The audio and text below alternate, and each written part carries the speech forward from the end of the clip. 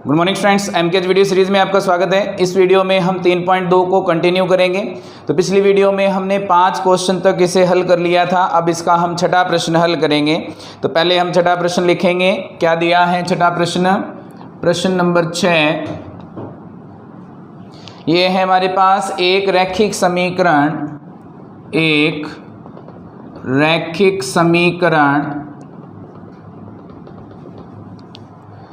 2x + 3y - 8 2x + 3y - 8 बराबर 0 दी गई है।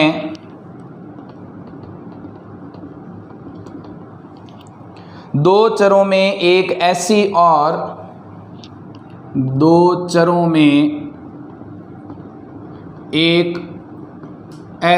और रैखिक समीकरण लिखिए ताकि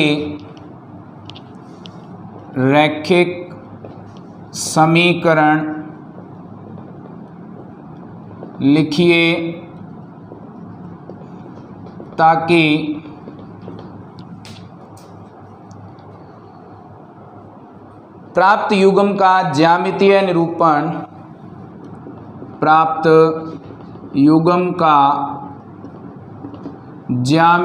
निरूपण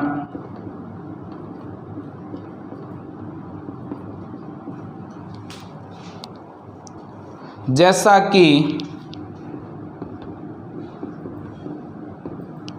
पहला दिया है इसने प्रतिच्छेदी रेखाएं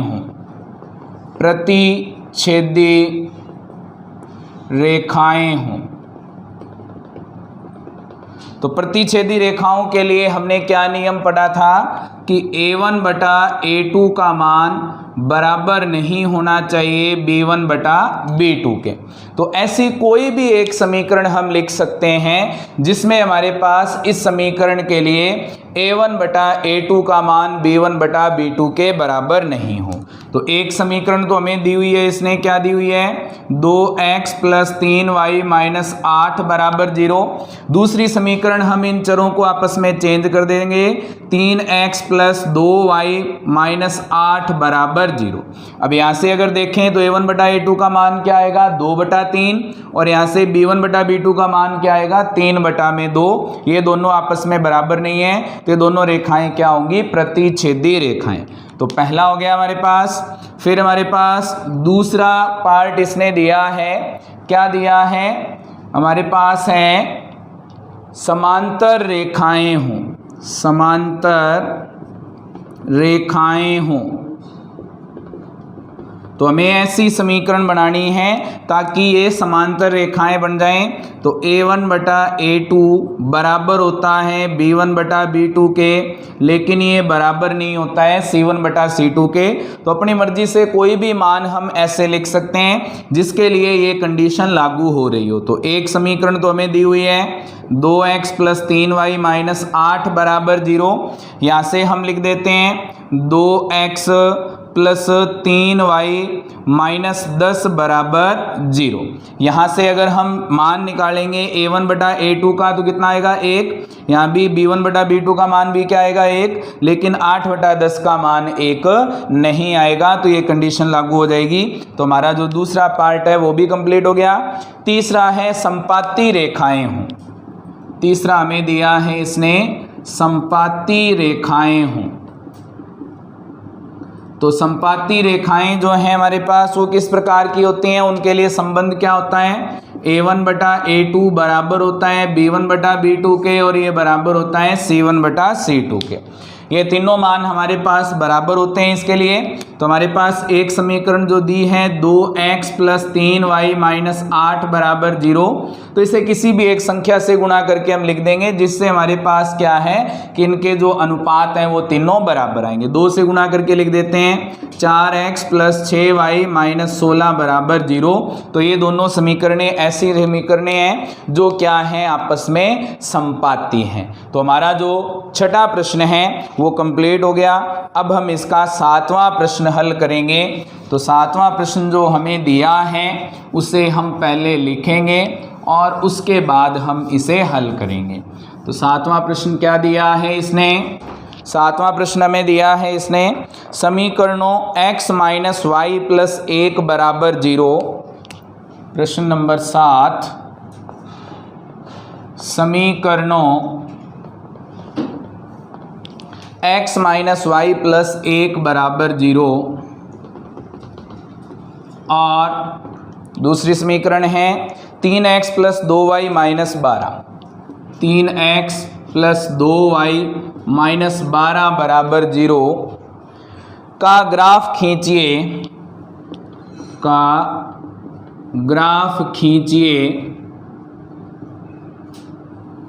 और क्या कहा है इसने, x अक्ष और इन रेखाओं से बने, x अक्ष और इन रेखाओं से बने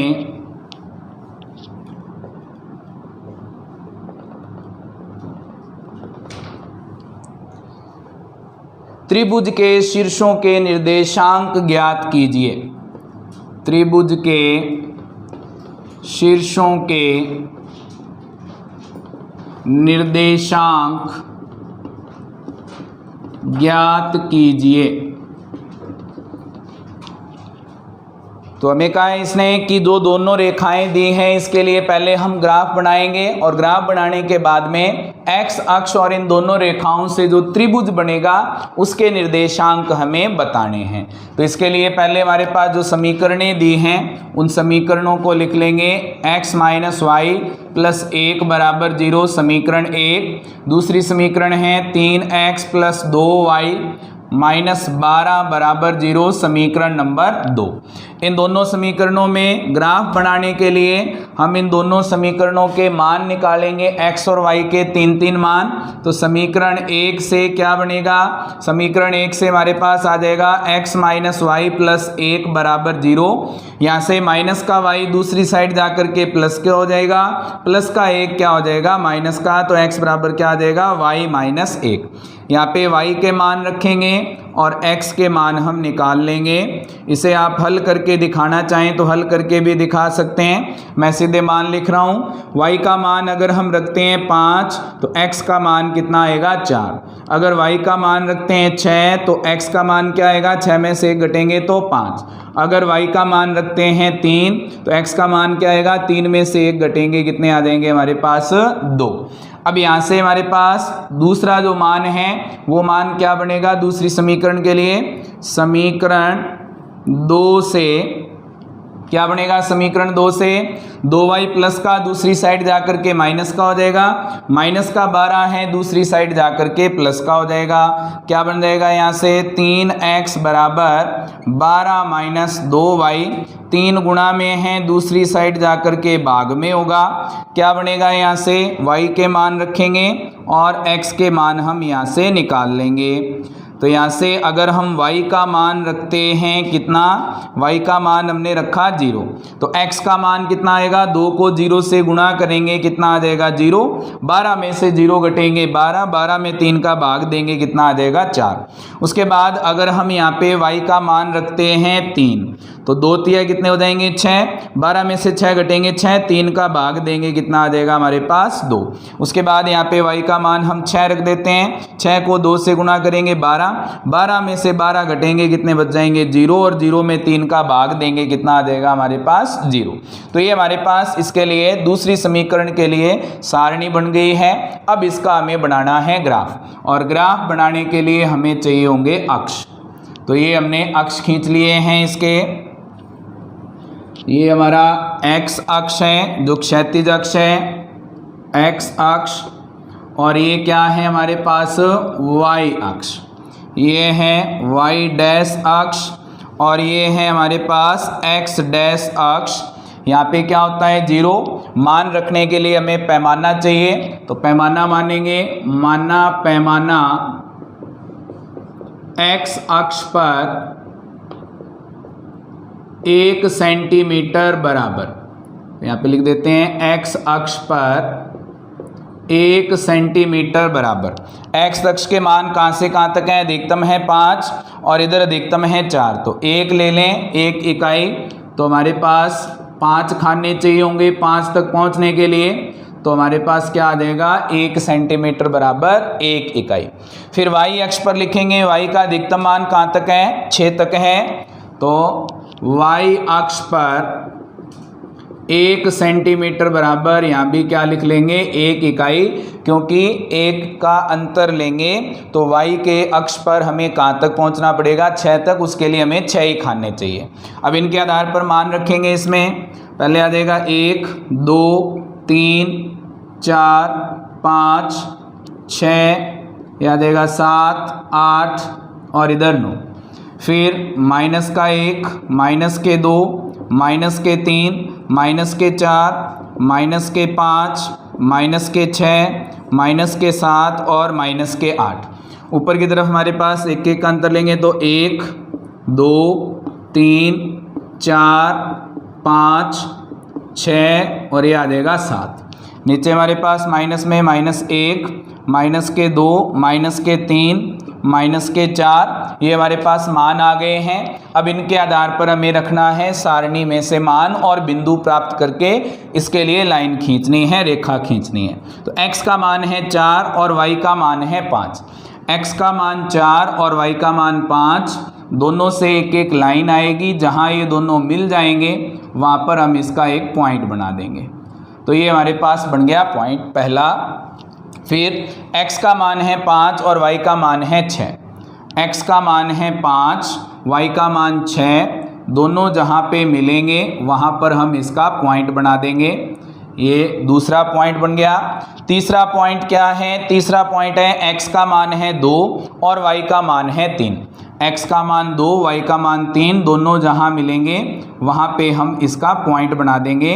तो ये हमारे पास बन गया तीसरा पॉइंट। तीनों एक ही लाइन में आ रहे हैं, इसका मतलब हमारा ये जो हमने बिंदु बनाए हैं, जो रेखा हमने खींची है वो क्या है, बिल्कुल सही है। तो इसके लिए जब रेखा खींचेंगे, स्केल से मिलाएंगे इसे, तो ये हमारे पास कहाँ मिलेगी, जाकर के इस तरह से आगे की तरफ जाएगी।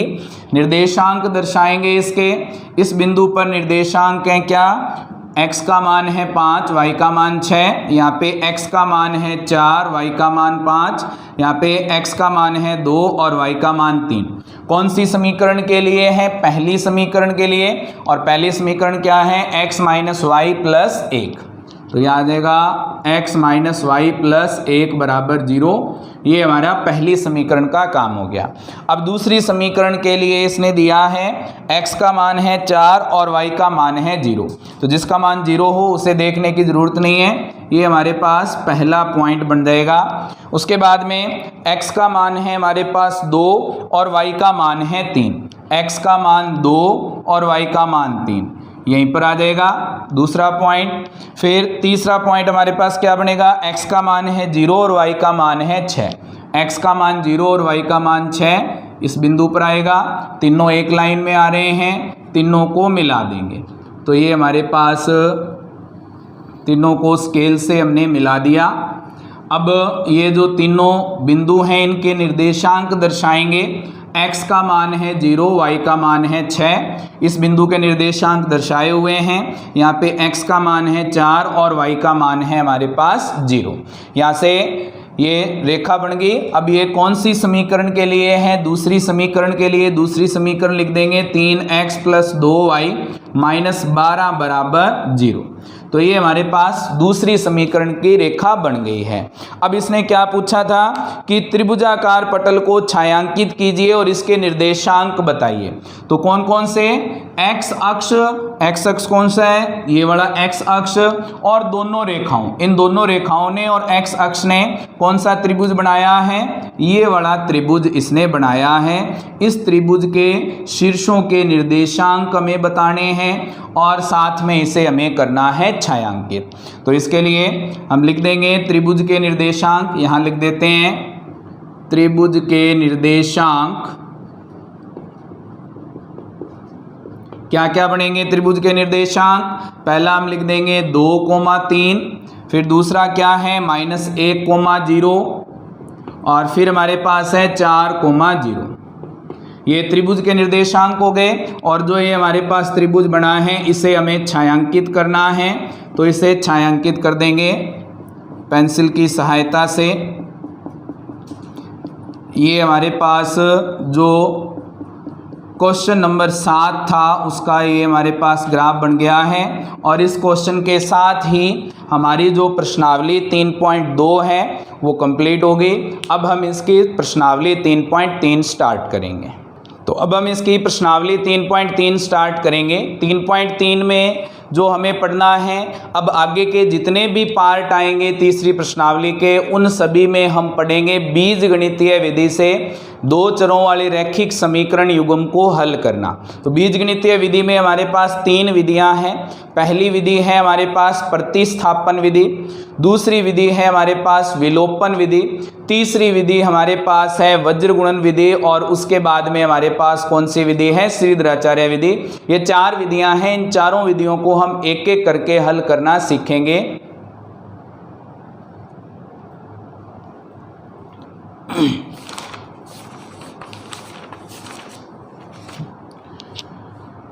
तो अब हम इसकी प्रश्नावली 3.3 स्टार्ट करेंगे। और 3.3 प्रश्नावली और उससे आगे वाले जितने भी पार्ट हैं उसमें हम जो दो चरों वाली रैखिक समीकरण युग्म है इसे हम हल करना सीखेंगे बीजगणितीय विधियों से। और बीजगणितीय विधियों से जो हम हल करेंगे उनके नाम हैं प्रतिस्थापन विधि, उसके बाद है हमारे पास विलोपन विधि, और उसके बाद है वज्र गुणन विधि। इन 3 विधियों से हम इन दो समीकरणें जो दी होंगी उनको हल करेंगे। एक एक पार्ट में हम उसे सीखेंगे। तो सबसे पहले हम सीख रहे हैं प्रतिस्थापन विधि। और प्रतिस्थापन विधि से इन समीकरणों को हम कैसे हल करते हैं उसके लिए हम क्वेश्चन लेते हैं। 3.3 का पहला प्रश्न क्या दिया है इसने, प्रश्न नंबर 1 में इसने दिया है निम्न रैखिक समीकरण युग्म को, निम्न रैखिक समीकरण युग्म को प्रतिस्थापन विधि से हल कीजिए। प्रतिस्थापन विधि से हल कीजिए। तो पहले जो समीकरणें दी हैं वो क्या है, x + y = 14, x + y = 14। दूसरी समीकरण है x - y = 4, x - y = 4। जब हमें इस प्रकार की समीकरणें दी हों दो और इन्हें हमें हल करना हो किस विधि से, प्रतिस्थापन विधि से, तो समीकरण 1 से हम पक्षांतरण करके और किसी एक चर का मान हम निकाल लेते हैं। एक चर का मान हम निकालेंगे तो क्या बनेगा, समीकरण 1 से मान हम निकालेंगे x बराबर प्लस का y दूसरी साइड जाएगा, क्या हो जाएगा माइनस का, क्या बनेगा 14 - y। जो ये चर का मान आएगा प्रतिस्थापन के बाद ये मान हम रखेंगे दूसरी समीकरण में। तो समीकरण 2 में x का मान रखने पर क्या बनेगा, x का मान रखेंगे तो ये बन जाएगा 14 - y, x की जगह आ गया, माइनस का y हमारे पास पहले से था और बराबर में हमारे पास है 4। क्या बनेगा 14 - y और y जुड़ेंगे कितने हो जाएंगे 2y, बराबर में हमारे पास है 4।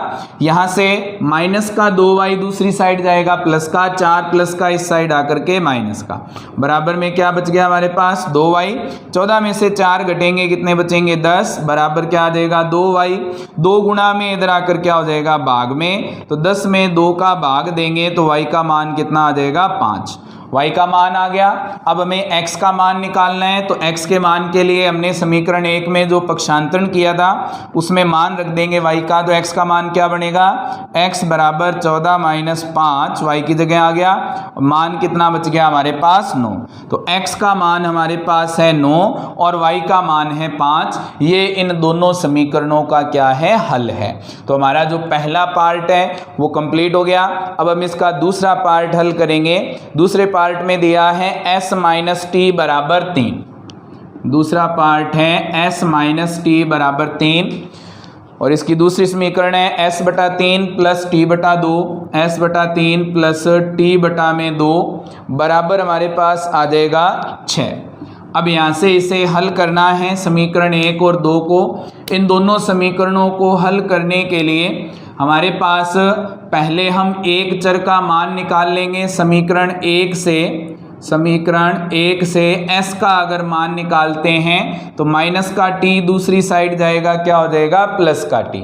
ये मान हम रख देंगे समीकरण 2 में। तो समीकरण 2 में s का मान रखने पर क्या बनेगा, समीकरण 2 में s का मान रखेंगे तो s की जगह क्या आ जाएगा, 3 + t बटा में है 3 + t बटा में 2 बराबर हमारे पास है 6। इन दोनों का लघुत्तम आएगा 6, 3 का भाग देंगे 2, 2 से गुणा करेंगे 6 + 2t प्लस 2 का भाग देंगे 3, 3 को t से गुणा करेंगे 3t बराबर में है हमारे पास 6। 6 भाग में इधर जाकर के गुणा में हो जाएगा, 6 + 2t और 3t कितने हो जाएंगे, 5t। 6 को 6 से गुणा करेंगे कितने हो जाएंगे हमारे पास, 36। यहाँ से 6 प्लस का दूसरी साइड जाएगा माइनस का, तो 36 - 6 5t बराबर कितने आ जाएंगे हमारे पास, 30। 5 गुणा में है दूसरी साइड जाकर के क्या हो जाएगा, भाग में, तो क्या बन जाएगा, t बराबर हमारे पास आ जाएगा 6। t का मान 6 आ गया। अब हमें s का मान निकालना है तो s बराबर क्या बनेगा, 3 + t की जगह 6 कितना आएगा, 9। तो s का मान है 9 और t का मान है हमारे पास 6। ये इसके हल हैं। तो हमारा जो दूसरा पार्ट है वो कंप्लीट हो गया। अब हम इसका तीसरा पार्ट हल करेंगे पहले प्रश्न का। तो तीसरे पार्ट में जो दोनों समीकरणें लिखे हैं उन्हें हम पहले लिखेंगे और उसके बाद हम इसे हल करेंगे। तो तीसरी समीकरण क्या दिया है, तीसरा प्रश्न क्या दिया है हमें, इसका समीकरण है 3x - y। तो समीकरण है हमारे पास इसके लिए 3x - y बराबर 3। उसके बाद दूसरी समीकरण है 9x - 3y बराबर हमारे पास है कितना, 9।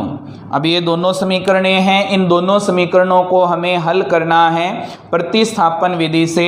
और जब हमें हल करना हो प्रतिस्थापन विधि से तो हम क्या करते हैं, पहले एक चर का मान निकाल लेते हैं। ये समीकरण 1 है और ये समीकरण 2 है। तो समीकरण 1 से माइनस का y दूसरी साइड जाएगा, क्या हो जाएगा, प्लस का।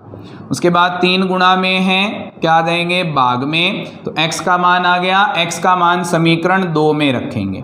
तो समीकरण 2 में x का मान रखने पर क्या बनेगा, x का मान रखेंगे तो 9 गुणा x की जगह क्या आ जाएगा, 3 + y बटा में 3 माइनस के हमारे पास 3y हैं बराबर में है 9।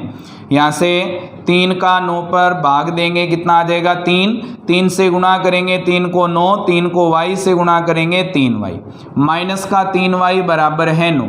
3y प्लस का 3y माइनस का कट जाएगा, क्या आ जाएगा, 9 बराबर 9।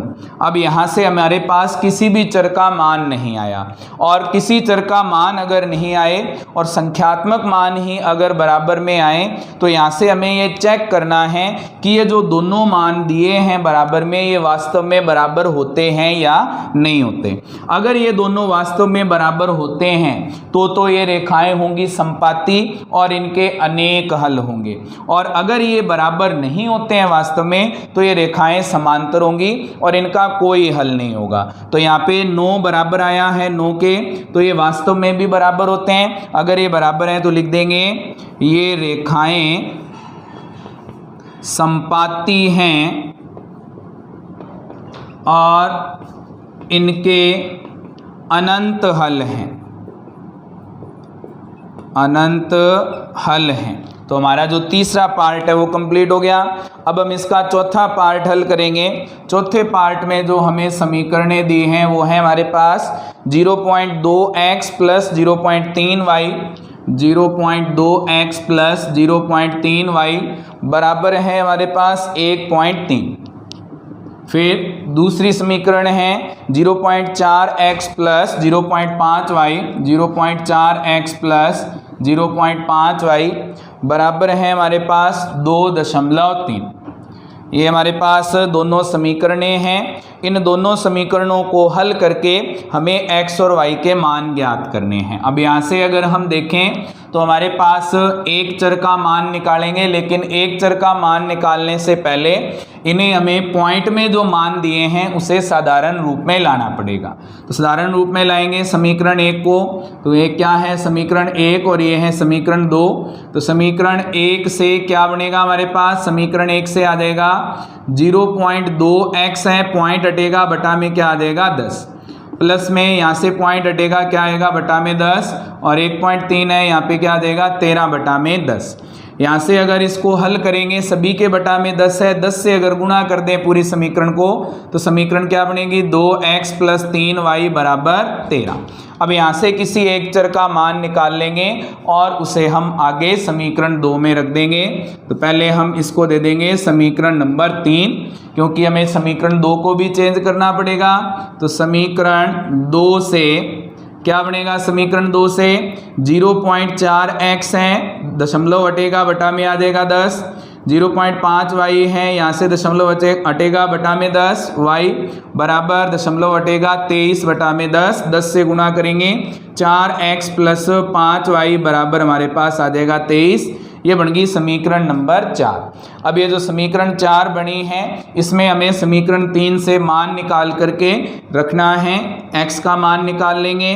तो समीकरण 3 से प्लस का 3y दूसरी साइड जाएगा, माइनस का हो जाएगा, तो 13 - 3y 2 गुणा में है, उधर जा कर के भाग में हो जाएंगे। क्या बनेगा x बराबर 13 - 3y बटा में 2। ये मान हम रखेंगे समीकरण नंबर 4 में। तो समीकरण 4 में x का मान रखने पर क्या बनेगा, x का मान रखेंगे तो 4 गुणा में x का मान क्या है 13 - 3y बटा में 2, प्लस में हमारे पास है 5y बराबर में हमारे पास है 23।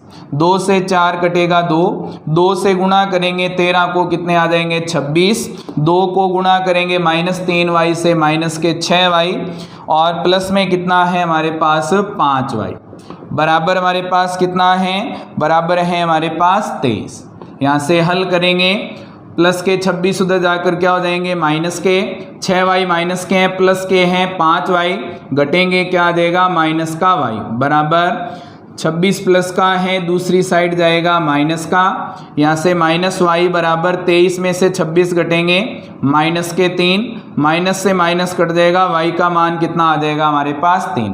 ये y का मान हम रख देंगे इस समीकरण में x वाले मान में, तो क्या बन जाएगा x बराबर 13 - 3 गुणा y का मान 3 है बटा में हमारे पास 2 है, तो x बराबर क्या बनेगा 13 - 9 बटा में 2, x बराबर आ जाएगा 4 बटा में 2, और x का मान कितना है 2।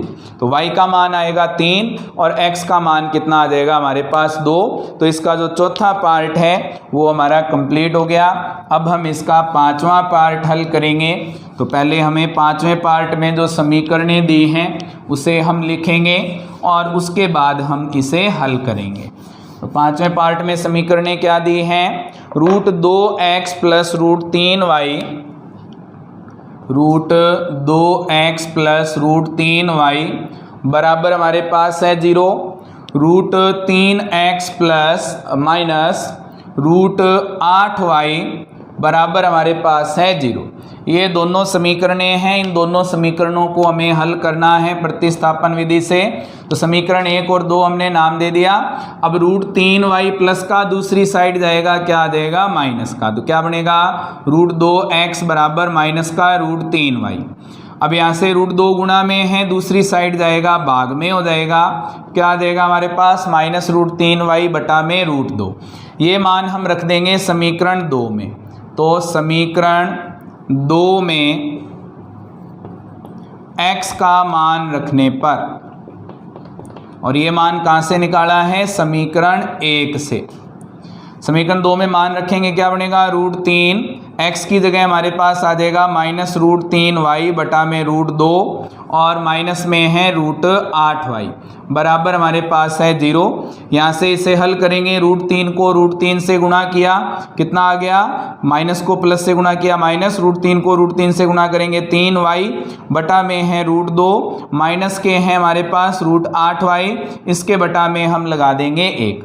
अब इन दोनों का जो लघुत्तम है वो कितना है, √2 का भाग देंगे 1, माइनस 3y से गुणा करेंगे -3y, माइनस 1 का भाग देंगे √2 में, √2 को √8 से गुणा करेंगे, ये हो जाएंगे √16 और √16 का मान कितना होता है 4 और गुणा में क्या है हमारे पास y बराबर हमारे पास है 0। यहाँ से √2 भाग में गुणा में चला जाएगा, कितना आ जाएगा -3y और -4y कितने हो जाएंगे, -7y बराबर कितना आएगा 0। यहाँ से -7 गुणा में है, दूसरी साइड जाएगा भाग में हो जाएगा, 0 में -7 का भाग देंगे कितना बनेगा 0, तो y का मान कितना है 0। y का मान हम समीकरण x वाले में रखेंगे तो क्या बनेगा, x बराबर -√3 बटा में √2 गुणा में x का मान है, y का मान है 0।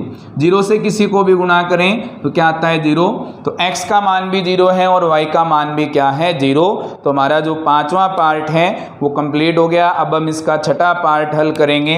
तो छठा पार्ट क्या दिया है इसने, छठे पार्ट में समीकरणें हैं 3x बटा में 2 माइनस 5y बटा में 3 बराबर हमारे पास है -2। ये पहली समीकरण है। दूसरी समीकरण क्या है, x बटा 3 प्लस y बटा 2, x बटा 3 प्लस y बटा में 2 बराबर में हमारे पास कितना है, बराबर में है हमारे पास 13 बटा में 6। ये हमारे पास दो समीकरणें दी हैं। इन दोनों समीकरणों को हमें हल करना है प्रतिस्थापन विधि से। तो इसे हल करने के लिए हमारे पास पहले जो मान दिया है, समीकरणें दी हैं, इन्हें पहले हम साधारण रूप में लाएंगे भिन्न रूप से। तो समीकरण 1 से क्या बन जाएगा, 3x बटा में 2 और माइनस के 5y बटा में 3 है, इनका लघुत्तम क्या आ जाएगा, 2 और 3 का 6, 2 का 6 पर भाग देंगे 3 को 3x से गुणा करेंगे 9x, -3 का भाग देंगे 2, 5y से गुणा करेंगे 10y बराबर हमारे पास है -2। 6 भाग में है, गुणा में चला जाएगा तो 9x माइनस 10y बराबर -12। यहाँ से x का मान निकाल लेंगे, माइनस के 10y दूसरी साइड जाएंगे प्लस के, तो क्या देगा 9x बराबर -12 प्लस 10y, 9 गुणा में है भाग में आ जाएगा, माइनस का 12 प्लस 10y बटा में 9, x का मान आ गया। अब समीकरण 2 हम लेंगे। समीकरण 2 में या 2 से क्या बनेगा, 2 से इनका लघुत्तम क्या आएगा, 3 और 2 का इनका लघुत्तम आ जाएगा 6। ऊपर क्या बनेगा, 3 का भाग देंगे 2, x से गुणा करेंगे 2x, 2 का भाग देंगे 3, y से गुणा करेंगे 3y और बराबर में हमारे पास है 13 बटा में 6। यहाँ से 6 भाग में गुणा में चला जाएगा, क्या आ जाएगा 2x प्लस 3y बराबर हमारे पास है 13 बटा में 6 गुणा में 6, 6 से 6 कट जाएगा तो 2x प्लस 3y बराबर हमारे पास है 13। अब यहाँ से x का मान हम पहले निकाल चुके हैं, वो मान रखेंगे इसमें, क्या बन जाएगा, यहाँ से x का मान क्या निकाला था, -12 प्लस 10y बटा में 9 और गुणा में क्या है 2, क्या आएगा 2 गुणा में x का मान है -12 प्लस 10y बटा में 9 और हमारे पास है प्लस का 3y बराबर है हमारे पास 13। अब इसे हल करेंगे, 2 से गुणा कर देंगे, माइनस के 24 प्लस 20y बटा में है 9 प्लस 3y बराबर है 13। यहाँ से लघुत्तम लेंगे, कितना आ जाएगा 9, ऊपर क्या बनेगा -24 प्लस 20y, यहाँ से 9 का भाग देंगे, कितना आ जाएगा 9 में भाग देंगे 1 का 9 को 3y से गुणा करेंगे प्लस के 27y बराबर में हमारे पास कितना है 13। यहाँ से माइनस के 24, 20y और 27y जुड़ेंगे, कितने आ जाएंगे हमारे पास, अगर ये जुड़ेंगे तो ये आ जाएंगे हमारे पास 47y बराबर 13 बटा में 9 है, इधर आकर के गुणा में हो जाएगा। माइनस का 24 प्लस 47y, 13 को 9 से गुणा करेंगे कितने आ जाएंगे, 13 निमे कितने होते हैं हमारे पास, 13 निमे 117, माइनस के 24 दूसरी साइड जाएंगे प्लस के, तो 47y बराबर 117 प्लस 24, ये जुड़ेंगे कितने आ जाएंगे हमारे पास, 11 एक अंसिल 13 और एक 14, तो 141, 47 गुणा में है भाग में आ जाएगा, भाग देंगे इसका मान आएगा हमारे पास 3। तो y का मान कितना आ गया, y का मान आ गया हमारे पास 3।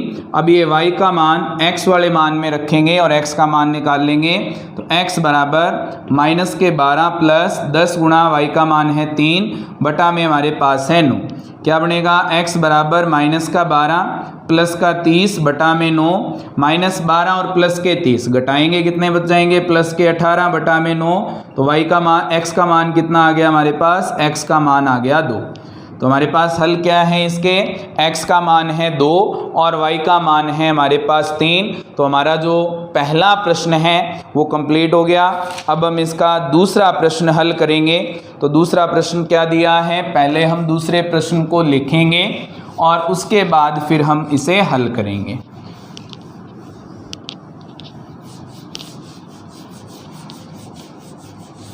तो दूसरा प्रश्न क्या दिया है हमें, दूसरा प्रश्न जो दिया है हमें वो है हमारे पास 2x प्लस 3y बराबर 11।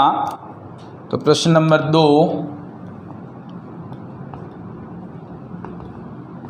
2x प्लस 3y बराबर 11 और 2x माइनस 4y बराबर माइनस 24 और 2x माइनस 4y बराबर माइनस 24 को हल कीजिए और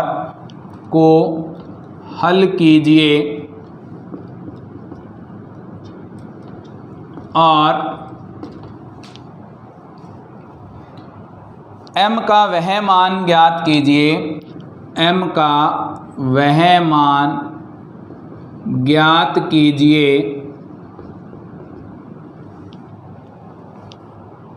जिसके लिए y बराबर mx प्लस 3 हो, जिसके लिए y बराबर mx प्लस 3 हो। तो यहाँ से हमें पहले इन दोनों समीकरणों को हल करना है, x और y के मान निकालने हैं। उसके बाद जो x और y के मान आएंगे वो हमें इस समीकरण में रखने हैं और m का मान निकालना है। तो दोनों समीकरणें क्या हैं, पहली जिन्हें हल करना है 2x प्लस 3y बराबर 11 समीकरण 1, फिर दूसरी समीकरण है 2x माइनस 4y बराबर माइनस 24 समीकरण नंबर 2। तो समीकरण 1 से पहले हम एक चर निकाल लेंगे, क्या बनेगा 2x प्लस के 3y दूसरी साइड जाकर के माइनस के हो जाएंगे, 2 गुणा में है भाग में आ जाएगा 11 माइनस 3y बटा में 2। तो यहाँ से x का मान आ गया, x का मान रखेंगे समीकरण 2 में।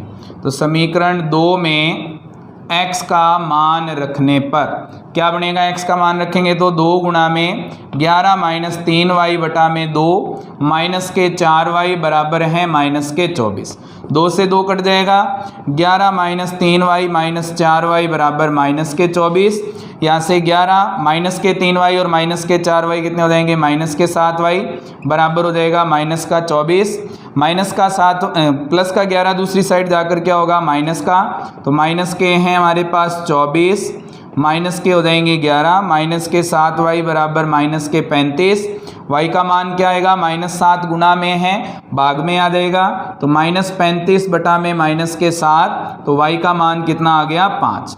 y का मान 5 है, ये मान हम रख देंगे x वाले मान में, तो x का मान कितना आएगा 11 माइनस 3 गुणा y का मान क्या है 5 और बटा में हमारे पास है 2। हल करेंगे 11 माइनस 15 बटा में 2, x बराबर क्या आएगा माइनस का 4 बटा में 2 और x का मान कितना आ जाएगा माइनस का 2। x का मान है माइनस का 2 और y का मान है हमारे पास 5। ये दोनों जो मान हमारे पास आए हैं इन्हें हमें रखना है जो तीसरी समीकरण दी है उसमें। क्या दिया है, y बराबर mx प्लस 3, यहाँ पे x का मान है 2 माइनस के 2 और y का मान है 5, मान रखेंगे y का मान 5, m गुणा में x का मान है -2 और प्लस में है 3, प्लस का 3 इधर आकर क्या होगा माइनस का, तो 5 - 3 बराबर -2 को m से गुणा करेंगे -2m, 5 में से 3 घटेंगे 2, ये बच जाएंगे -2m, -2 गुणा में है इधर आके भाग में हो जाएगा, तो 2 बटा में -2, m का मान कितना आ जाएगा हमारे पास -1। तो हमारा जो प्रश्न नंबर 2 है वो हल हो गया है। तो इस वीडियो में हम इतने ही क्वेश्चन करेंगे, आगे वाले क्वेश्चन हम नेक्स्ट वीडियो में सॉल्व करेंगे। उम्मीद है कि आपको ये वीडियो पसंद आई होगी। फिर भी कोई चैलेंज है तो आप चैट बॉक्स में लिख करके बता सकते हैं। Thank you students.